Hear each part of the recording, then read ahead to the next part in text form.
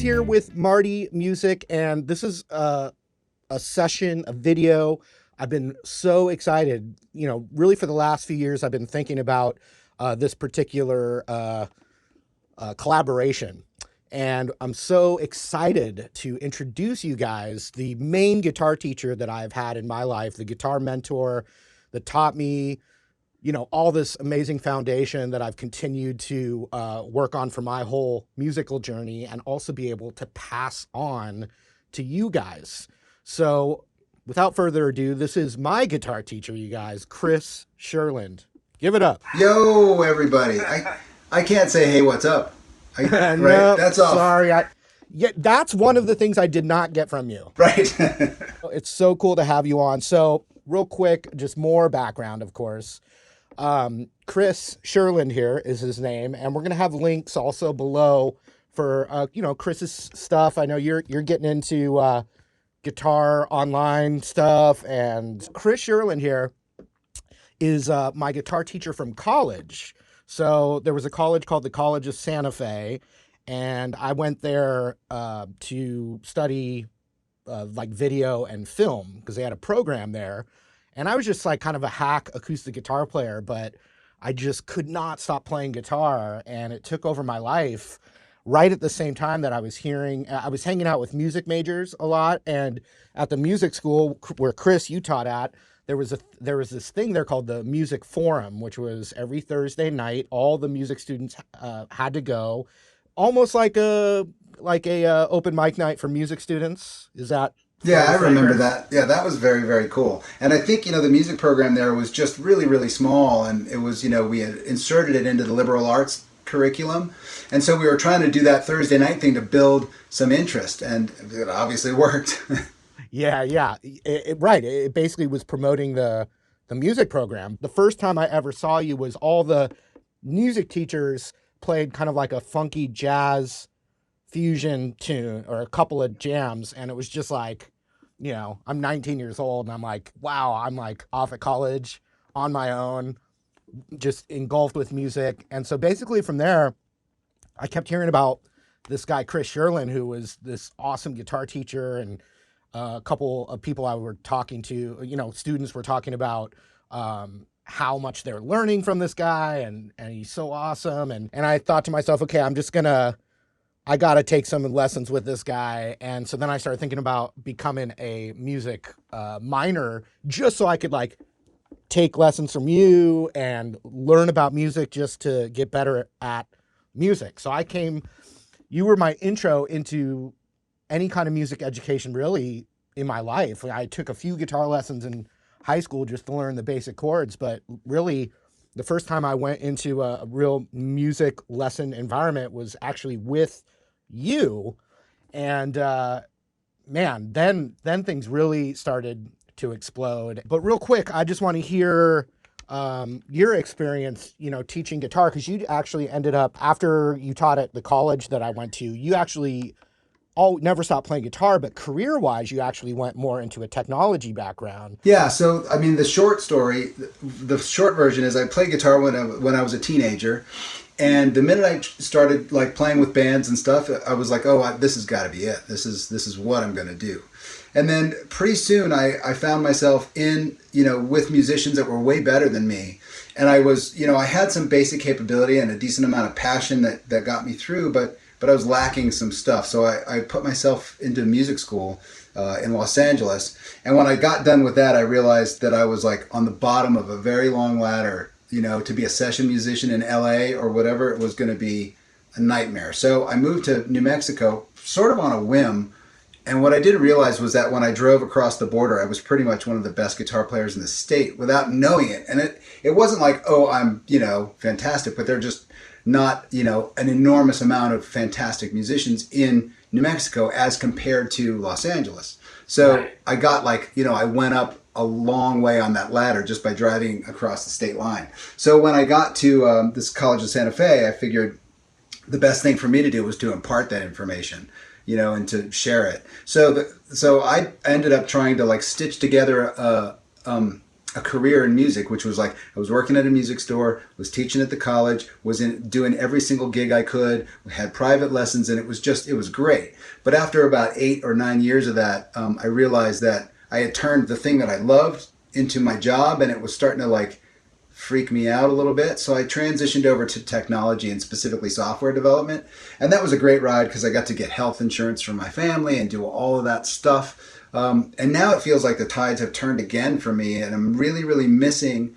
I have so much information and experience that's obviously just mine. But if there's anything in there that I can share with people and they can get anything from, I feel like that's what I'm in the mood to start doing again. What I will say is way back when I was still more of a kid and I told my parents that I was going to switch to a music major, because I was like telling my parents, well, my teacher, Chris, he teaches at the college as his day job, and it seems very fulfilling. He plays gigs at night. He does sessions. I mean, he works nonstop. He totally supports himself. So I think that that's what I'm going to try and do. And then there's always the chance of possibly taking it farther than that. But that's what I'm gonna do. And this is one of the things I'm so grateful to you for, besides the guitar knowledge, is that my senior year of college, you were starting to do this transition, basically, that you're talking about. You were kind of burning out on the grind, and you quit that working band, and I was taking lessons with you, and you basically said to me, you didn't get me the gig, but you were like, I think I could get you an audition for the band, you know? And I was like, oh shit, really? That would be amazing. And so Chris here helped me prepare me also. One of the things that I'm thinking about while you were saying all this stuff is that when you teach music, or you have a musical or any sort of artistic endeavor where you're teaching and you're conveying information and hopefully inspiring people, what you really look for and yearn for in that specific place is somebody who grabs the ball and goes, right? And so, I don't know how many students I've had, but like you are the shining example of a success, right? So like somebody who comes to a teacher or a mentor or somebody and says, I really love this. I love what you do. Show me. And then the student who takes that and turns it into their own thing and goes and does some cool new stuff, that's like the biggest success of all. And it's more about the success of me as a teacher. It's reflective of that success. And just knowing that you took it to a place that I could never have even imagined makes me very proud of what you've done. Well, thank you, man. And like I said, I've always looked up to you, so I really appreciate you saying that. Okay, so one video that was one of the first YouTube videos I ever made, 13 years ago, was something you taught me. I came up with the name for it, but you taught it to me. And so the name I came up for it was called The Land of A7. And it was like when you, are playing, there's so many different ways to use it, but I think probably the first way you showed me was if you're playing blues in E, and you got that, instead of going to the boring same thing on the A7 chord, you showed me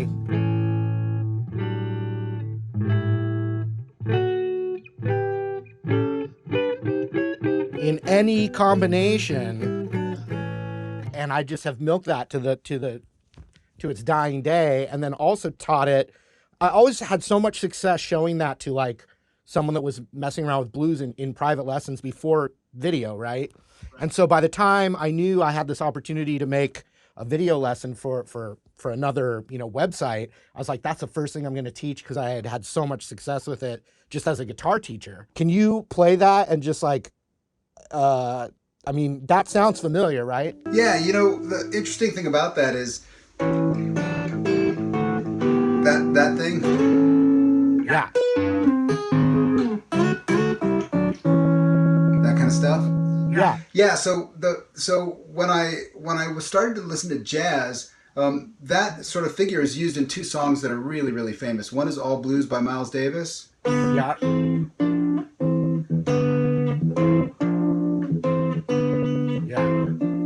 And it's the same thing. It's that stacked sixths thing. Yeah. And then it's also used in Thelonious Monk.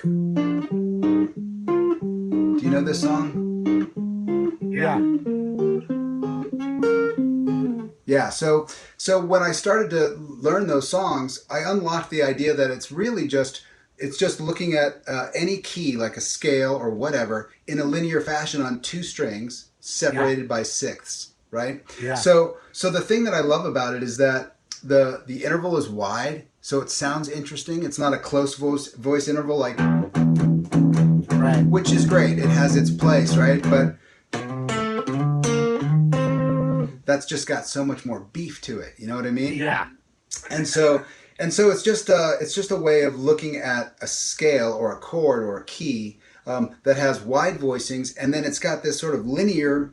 It presents itself linearly because if you stack sixths, if you stack the interval of a sixth vertically, it only lasts for like 2 string sets and you're done. But if you take that same thing and start moving it through the key all the way up, you can go all the way up and down the neck, switch to the next set of strings, do that, and then when the next chord comes, do it with that chord, Yeah. It's really cool. Okay, so that was one concept. Another thing, 2 licks that I still remember, I know came from sitting right with you. One is from that extension scale about different ways to get out of it, and one was this lick. Oh. Where you do a little finger switch there. Yeah. You taught me how to switch. I still remember. Oh, yeah. I used the middle finger on this part, but then switch to my ring finger there. And it's this tiny little technique. Then there's a little slide there. It's so huge to be able to use that. have I that still muscle use that memory. all the time. Yep. Yeah. And one other lick you showed me that is another one of those. It's not a hard lick, but it's a lick that always stuck with me, especially as a guitar teacher. Straight learned from you. The people hopefully that are watching will even go, "Oh my God, I totally learned that from Marty in a video." So in a video somewhere. And it's a lick, but it's like when you first learn that pentatonic, you kind of like, and it's totally natural. You just kind of like go up and down the scale all the time, right? Like. Up and down, up and down, up and down. A lick you showed me to just get you out of that a little bit is just, it's very simple. Oh, right. Yeah. Yeah, man. Yeah. Can I just talk about that? Because yeah, please. When I was listening to, I think it was Billy Gibbons, who's just one of my all-time favorite guitar players. I was trying to copy some of his stuff, and it was just like, what is he doing? And people, other guitar players in my sphere were like, oh, Billy Gibbons, he's not Eddie Van Halen, and he's not Yngwie Malmsteen, and he's just whatever. He's like a genius. That guy is like, he's got such beautiful touch and tone and the way he expresses himself. So one of the things that I noticed was that he was using this thing where he would cross over this to the next string on the same fret, rather than play both notes on each fret. So example being in that same lick.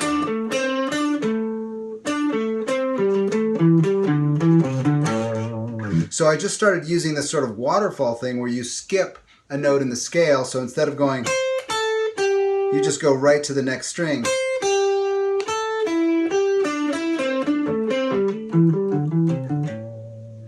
And that just gets you thinking a little bit differently. And suddenly, like, your hands are doing different stuff. And then when you get that technique, like once I got that technique, everything that Billy Gibbons did was like available to me. It was just like, boom, nice. I see. You unlock the Billy Gibbons tool with that thing. Here's an assignment you gave me that I could not do. Ooh. When I studied with you. Okay. You're about to tell me that there was an assignment I gave you that you could not do. So yes. I think, have you ever done that as a guitar player, as a guitar teacher, seen a student and said, if I put this way out here, if I stretch the student in this way, this could either be a disaster or completely awesome? Yeah, for sure. Well, have you mastered it? Did you get it? I can do it now. Well, I'm going to do it for you. Okay. I'm going to do it for you without telling you what the assignment is. How about that? Yeah, do I get to grade it when you're done? Shit, no. All right, let's see this assignment. Here's the assignment. I'm just going to stay in A. Okay.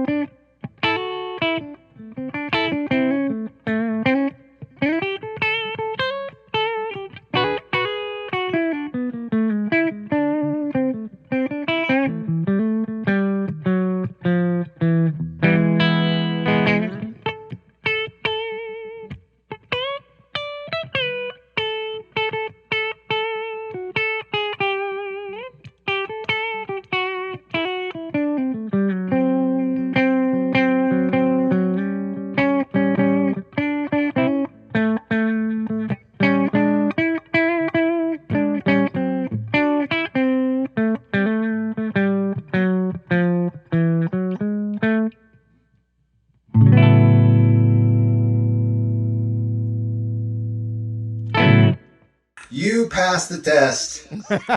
I remember exactly what that assignment was. Yeah. So So talk yeah, about it. so the assignment was basically, can you play through the blues, and can you use the notes that you play to tell me what chord we're on? Right? Correct. Can you 100%. yeah, can you outline the changes with what you play? And you know, when guitar players are making that transition from just playing, blasting through scales and then playing musically over a song, that's the moment. That's the big moment that they get it. And that's when you're in the key of A, and when you're headed to that D chord, do you hit notes? Do you land on notes that say I'm on D?